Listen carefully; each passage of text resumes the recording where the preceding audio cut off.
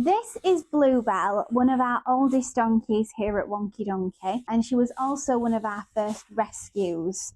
So we rescued Bluebell in May of 2016 when she was in her early 20s. She had all sorts wrong with her. She had been abused, she'd been neglected. She had patches of skin on her coat that had been so badly sunburned and blistered you couldn't touch her anywhere other than her head. Her coat was running wild with lice.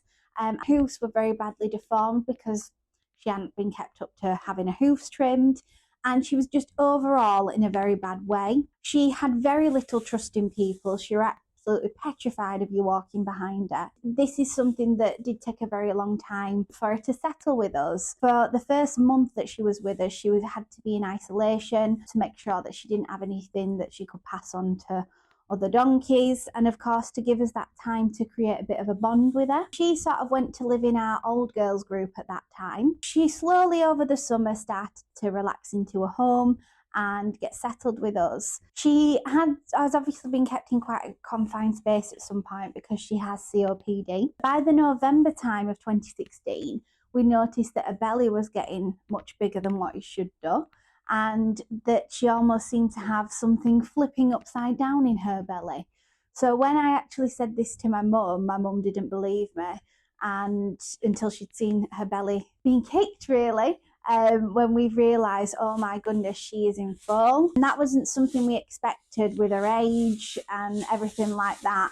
So it was a complete surprise and delight to know that we were going to have a FOAL from Bluebell. Because of her age and her health problems, we didn't want to miss the birth. So we actually set up a camera in her stable. We took turns, myself, my mum and my auntie, and we camped out basically watching her 24 hours to make sure we could catch this baby being born. It took us 8 weeks of camping out before it was finally the night that her daughter Rosie would be born. She was born on the 27th of January at about 10:30 at night, and it was going to be my first full night's sleep in 2 months because my mum said to me, oh, I don't think she'll have her tonight, but of course she did. It was so exciting for us.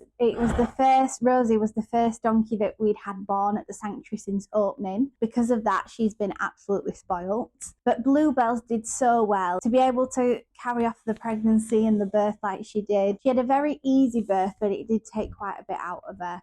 And she's just the loveliest donkey. She's an older girl, but she won't be away from her daughter Rosie or her best friend Bonnie. She likes to live with them. These two can be quite boisterous. We've tried to make it so that Bluebell can have some downtime next door to them in a different paddock by herself, or just where she's got a quieter life grazing around the paths.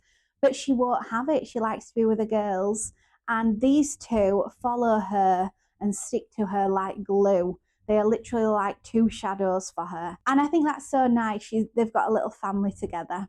And hopefully this year they're actually going to join our babies and mums from 2023. So that is Prim and Lily and Daisy and Neddy. And then of course the new girl Hazel, who will introduce you to two. So that will be quite a big group of donkeys then. That'll be 8 altogether. So I'm hoping they all get along. She's just such a role model for them. She doesn't do anything wrong, do you, Bluebell? Good girl. She loves, when we first got her, you couldn't touch her ears. What happens sometimes with the donkeys is people swing off their ears and throw them about, and so they become quite head shy and they don't like their ears touching. But Bluebell does quite like her ears scratching now. What are you like? Leave your mum alone, Rosie. Good girl.